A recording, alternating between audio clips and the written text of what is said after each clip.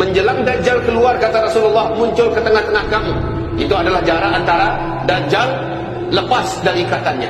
Kami dengan keyakinan kami dan analisa yang ada dari hadis-hadis yang sahih, hadis surat Imam Muslim, Dajjal pada hari ini demi Allah telah lepas dari belenggu-belenggu yang mengikatnya. 3 tanda alam yang ada di Palestina, 3-tiganya sudah terjadi.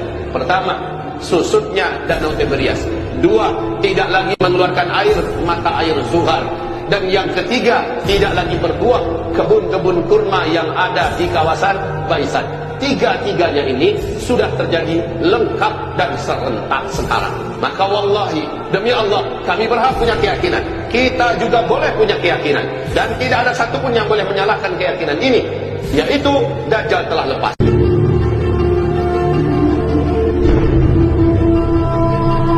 Apapun saat ini yang sedang kita jalani dan kita alami, kita rasakan dan kita tanggung, penderitaan, tekanan, kezaliman, kesusahan hidup, banyaknya nyawa yang melayang, dan sebagainya, tetaplah kita menyatakan dan menyampaikan dari hati kita rasa syukur kepada Rabbul Alamin.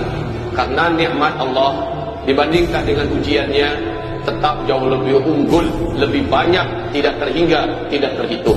Maka kita katakan alhamdulillah, bini'matihi tatimmus shalihat. Setelah Dajjal lepas dari ikatan yang membelenggunya, baik ikatan kekuatan fisiknya ataupun ikatan kekuatan maknawiyahnya, atau disebut juga dengan kesaktiannya. Ketika dia sudah lepas dari ikatan-ikatan tersebut dengan 3 tanda, maka jarak antara dia lepas dengan dia muncul ke tengah-tengah manusia, menampakkan diri ke tengah-tengah manusia, sinina khadda'atan. Manusia di muka bumi terlebih dahulu merasakan atau menjalani melalui tahun-tahun yang penuh dengan tipu daya, tahun-tahun yang banyak tipu daya. Pada tahun-tahun itu yukadzabu fiha as-sadiq. Orang-orang yang jujur, orang-orang yang benar pada saat itu diberitakan, disampaikan kepada publik menggunakan media bahwa dia adalah orang yang pembohong, orang yang menyebar hoax, orang yang tidak baik, orang yang tidak benar. Wa yusaddaqu fiha al-kadhib. Pada tahun itu para pembohong, orang-orang yang senang menyebarkan hoax, orang-orang yang senang menyebarkan berita-berita tidak benar, mereka justru diberitakan sebagai orang yang jujur, orang yang benar, orang yang layak dibenarkan dan dipercayai. Wa yukhawwanu fiha al-amin. Pada tahun-tahun itu, kata Rasulullah, orang-orang yang amanah justru mereka akan dikatakan sebagai pengkhianat. Itu tahun-tahunnya. Lalu wa yu'tamanu fiha al-kha'in wa yatakallamu fiha ar-ruwaybidah. Pada tahun-tahun menjelang Dajjal memunculkan dirinya, di situ kalian akan menyaksikan banyak ruwaybidah yang berbicara, banyak ruwaybidah yang berbicara. Qila, ditanya Rasulullah oleh para sahabat, wa mar ruwaybidah ya Rasulullah, apa itu ruwaybidah? Maka Nabi menjawab, qala al-fuwaisiq, orang-orang yang secara mental keagamaan lemah, suka menyimpang, suka melakukan perbuatan-perbuatan dosa, kefasikan, suka berzina, minum-minuman keras, tidak peduli yang halal dan haram. Mereka ini yatakallamu fi amril ammah. Mereka lah yang beri panggung, bahkan dimodali, dibiayai untuk berbicara dan mengomentari perkara-perkara umum. Maka saudara-saudariku, hamba-hamba Allah yang beriman, ingat oleh kita sekarang pekerjaan kaum bazar, orang-orang kuaisik, mereka lah ruwaybidah ini, orang-orang rendahan yang tidak peduli rambu-rambu agama, bahkan sering menginjak-injak agama. Dia berada pada pihak siapa yang bisa membayarnya, siapa yang bisa mengupahnya, maka mereka akan berbicara, mengomentari, dan mereka akan terus membela siapa saja yang ada di tampuk kekuasaan yang bisa membayarnya. Ini ruwaybidah, yatakallamu fi amril ammah. Perhatikan ini baik-baik hadis. Menjelang Dajjal keluar, kata Rasulullah, muncul ke tengah-tengah kamu.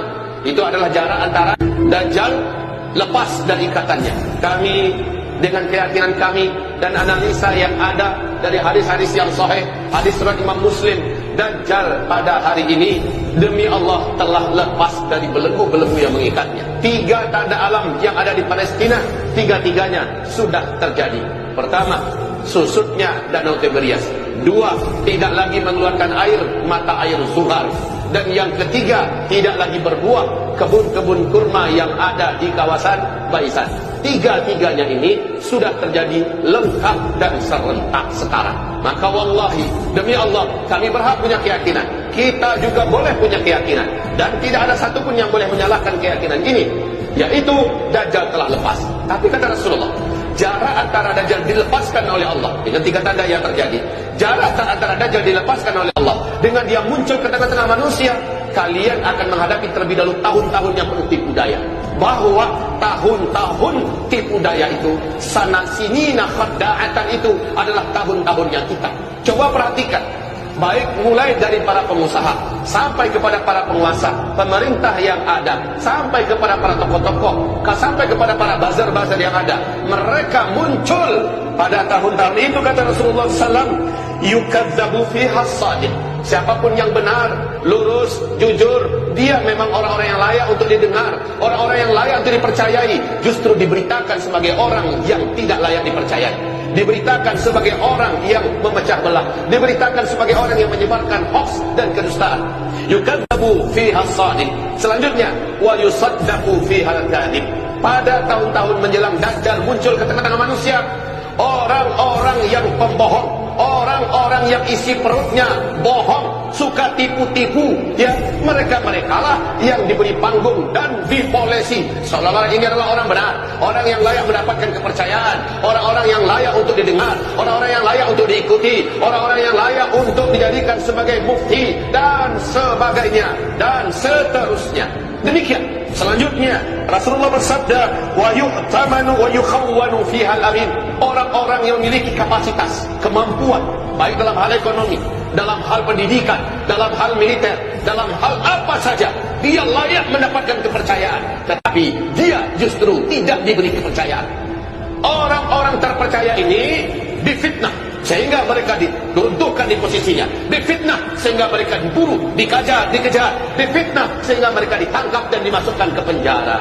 Ini adalah tahun-tahun tersebut, saudara-saudariku. Selanjutnya Rasulullah melanjutkan sabdanya, wa yu'tamanu fiha al-kha'in, wa yu'tamanu fiha al-kha'in. Para pengkhianat ini mendapatkan posisi-posisi menguasai umat. Wa yatakallamu fiha ar-ruwaibidah. Sekali lagi kami katakan, Ruwaibidah ini ditanya oleh sahabat kepada Rasul, ya Rasulullah, siapa sebenarnya Ruwaibidah? Jawaban Nabi adalah mereka al-Fuwaisik. Fuwaisik ini tasghir daripada fasik, ya, tasghir daripada fasik. Fasik orang yang menyimpang dari agama. Dan itu adalah tahun-tahun yang benar yang dikatakan Rasulullah. Pada hari ini, pada saat ini, kita benar-benar merasakan hal tersebut di atas tadi. Berarti tidak lama lagi Dajjal laknatullah alaih akan memunculkan diri ke tengah-tengah kita.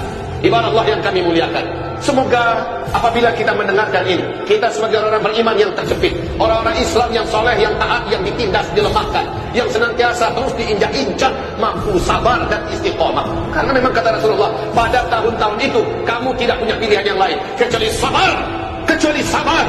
Sabar itu dalam artian bertahanlah kamu, jangan menyerah, jangan mengalah, jangan tunduk, jangan kibarkan bendera putih. Bersabarlah kamu, tetap istiqomah. Bersabarlah kamu, tetap berdakwah. Bersabarlah kamu, pegang erat agama ini, jaga solat berjamaahmu 5 waktu. Ibarat Allah yang kami muliakan, ini adalah fakta.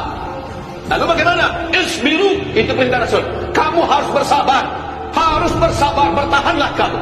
Dan kita mesti mengatakan tidak ketika musuh-musuh Islam menawarkan sesuatu yang sesuatu itu kita tidak tahu.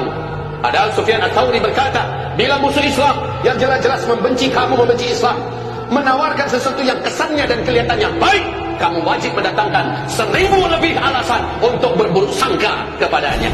Ibarat Allah yang kami muliakan, memang ini sesuatu yang sulit di akhir zaman ini, tapi kita tidak punya pilihan yang lain. Pilihan kita hanyalah isbiru, bersabarlah kamu, bertahanlah kamu, dan jaga solat berjamaah kamu 5 waktu. Ya ayyuhalladzina amanu isbiru, ya ayyuhalladzina amanu ista'inu bis sabri was salah. Hai orang-orang yang beriman, minta tolonglah kamu kepada Allah dengan terus menggunakan senjata sabar. Dan jagalah solat kamu, solat berjamaah 5 waktu. Jaga secara disiplin, jaga secara kuat. Dia benteng jiwa, dia benteng hati, dia benteng badan, dia benteng kesehatan, dan dia benteng dari segala benteng-benteng terbaik yang ada. Solat berjamaah 5 waktu, kejar di masjid dan jangan pernah meninggalkannya.